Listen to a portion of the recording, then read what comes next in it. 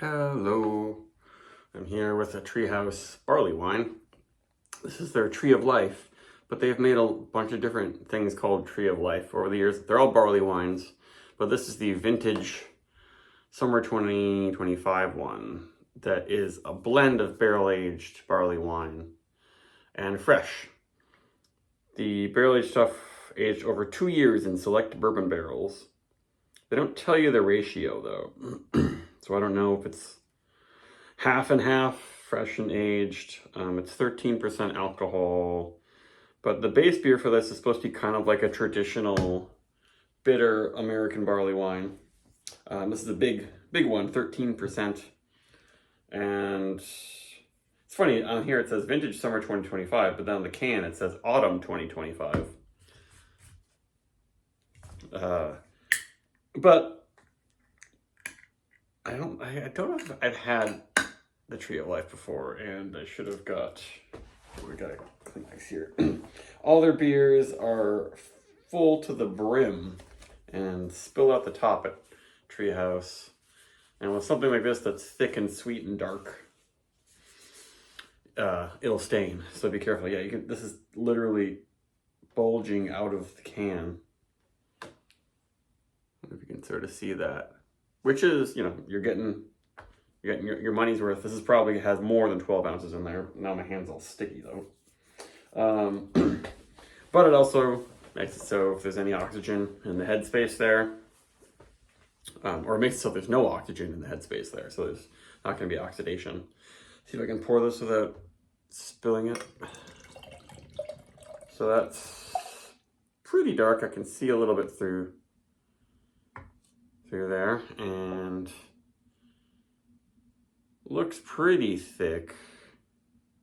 Maybe not thick with 5 C's. And smelling stuff already. This is Tree of Life, and it's one of those cans where they just have like the Treehouse logo, the weird background, and then the name's there. So I never know which one to show with that. But once you get that in the glass, it is real dark. If you look at the head, you can kind of see it's kind of a brown, more of a brown ale. But on camera, it looks, porter, almost stout territory. Ooh, yeah. Definitely very prominent. You could probably tell me that this is all barrel-aged beer, and I would believe you. Big on the brown flavors. A little bit of a Fig Newton-y thing. It's not getting all out like cherry. Sometimes I don't like it when there are lots of dark fruits in these dark sweet beers, but Fig Newtons I'm down with. Yeah, really Fig Newton-y. And of course there's caramel. There's sweet, kind of coconutty bourbon, vanilla. And maybe there's a little bit of an American hop thing in there, but not much. Just a very, very slight herbal note. Maybe it'll be more bitter than expected. Tobacco. And yeah, you can smell some booze in there, but it's not as boozy as you might think. Yeah, they say brown sugar, dark sugary syrup, toffee, molasses, fig, black cherry, raisins, dates. Yeah, I'm not really getting the black cherry, thankfully. Hint of milk chocolate. Maybe. I'd say more like Fig Newtons and caramel stuff and caramely bourbon candies. Smells good.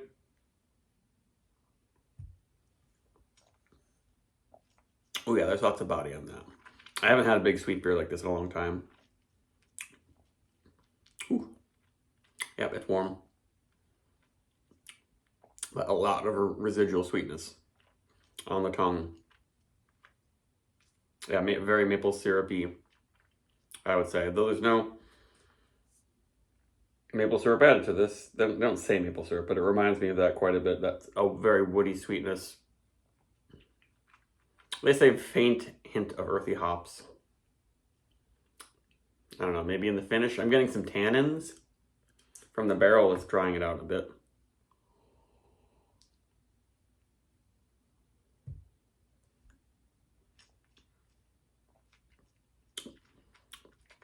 And it's pretty nice. It's got heat.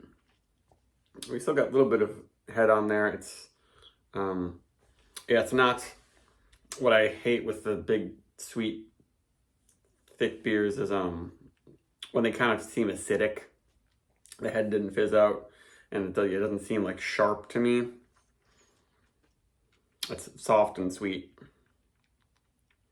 Maybe it's a little bit of a plum brandy type thing going on. Definitely quite fruity.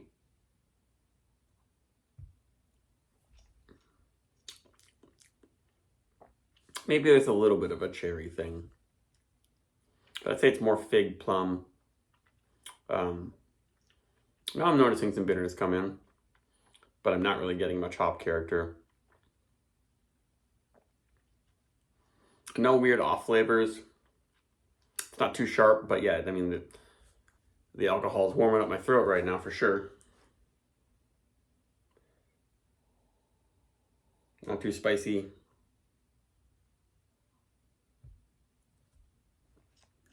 But this is for people who want their pastry boy stuff. This kind of a little bit reminds me of like a Bourbon County barley wine, which is usually around this strength. And the Bourbon County stuff is actually usually a blend. It's not all barrel aged. But this does get a little bitterness in the finish, but it's not like, it isn't comparable to like Big Bang from Barreled Souls.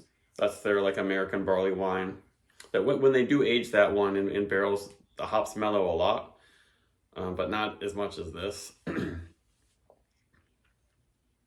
I do like that one a lot.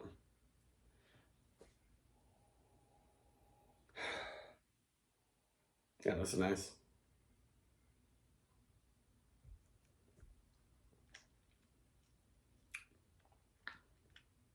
And as you drink it, it kind of seems less and less sweet.